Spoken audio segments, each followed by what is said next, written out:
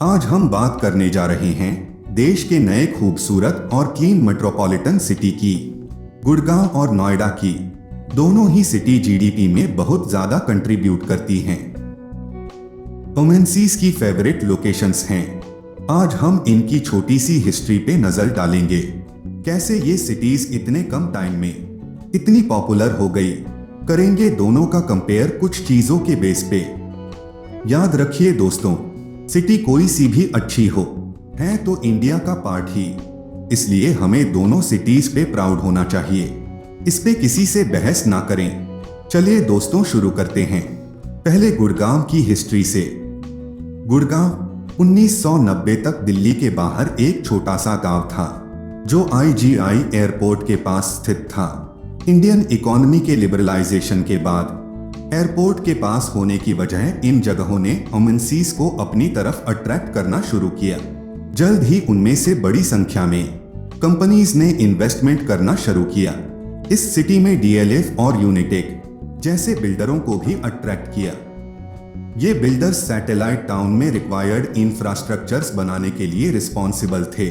हर एक ने अब अपनी जमीन की ओर रुख किया और इसे टाउनशिप के लिए आसमानी इमारतों वाली बस्ती और फिर कॉरपोरेट ऑफिस में बदल दिया। कंस्ट्रक्शन और डेवलपमेंट वर्क पूरी तरह से इन बड़े बिल्डरों को आउटसोर्स किया गया था। दरअसल इन बिल्डरों को जमीन का पूरा टुकड़ा दे दिया गया था और बहुत कम हिस्सा सरकार के लिए छोड़ दिया गया था। अब यहाँ वो जगह है जहाँ समस्या वास्तव में शुरू हुई थी। बिल्डरों ने टाउनशिप का अपना हिस्सा विकसित किया, जिससे पूरे शहर में अनबैलेंस्ड डेवलपमेंट हुआ। अब हुआ ये कि डेवलपमेंट होते हुए भी प्रॉपर सीवेज सिस्टम नहीं था, जिसकी वजह से आज ज्यादा बारिश के कारण गुड़गांव में काफी पानी भर जाता है और गंदगी हो जाती है। उन्होंने इस समस्या का समाधान नहीं किया, जिसकी वजह से बड़ी मात्रा में प्रदूषण और पर्यावरणीय खतरों के चांस बढ़ जाते हैं। इसके बाद सरकार को इन बड़े बिल्डरों से जमीन वापस खरीदनी पड़ी ताकि फ्यूचर में proper sewer system, drinking water supply, roads की रिप्लानिंग की जा सके। इस प्रकार सरकार के जल्दबाजी के फैसले से शहर का एक बहुत ही अनबैलेंस्ड ग्रोथ हुआ, जहां हर बिल्डर ने सिर्फ अपनी टाउनशिप को डेवलप करने के बारे में सोचा, बाकी पूरे शहर के बारे में कुछ नहीं सोचा। इन्हीं सब कारणों से गुड़गांव आज कंक्रीट का जंगल बन गया है। हरियाली काफी कम है और शहर से सीवर निकालने का कोई रास्ता नहीं है और वाटर सप्लाई का भी कोई प्रॉपर रास्ता नहीं है। DLF फेजेस के क्षेत्रों और NH8 के पास के कुछ अन्य क्षेत्रों को छोड़कर शहर बहुत खराब स्थिति और ट्रैफिक जाम के साथ अनप्लैन्ड और गंदा दिखता है। हर तरफ धूल है, लेकिन फिर भी कंपनियां गुड़गांव को ऑफिस के लिए चुनती हैं, लेकिन वो सिर्फ प्रॉपर डेवलप्ड एरिया को चुनती हैं।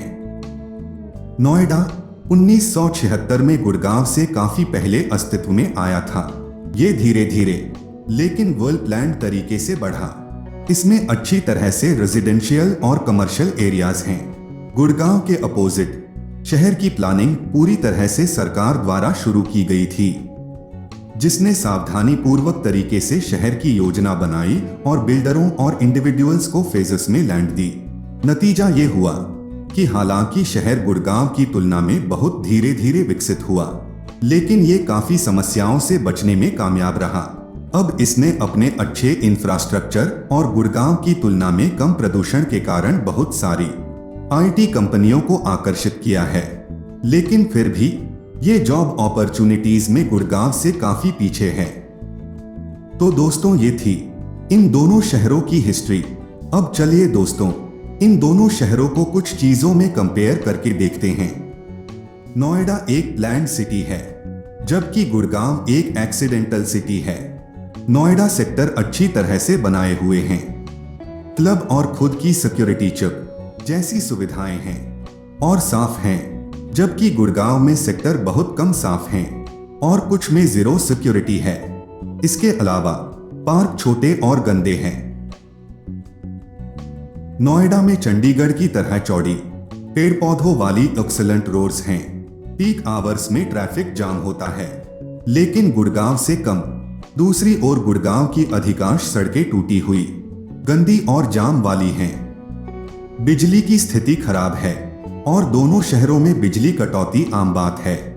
लेकिन नोएडा में ज्यादातर लोग सेक्टरों में पावर बैकअप के कारण 24 घंटे बिजली का आनंद लेते हैं, लेकिन इसमें बहुत खर्चा आता है।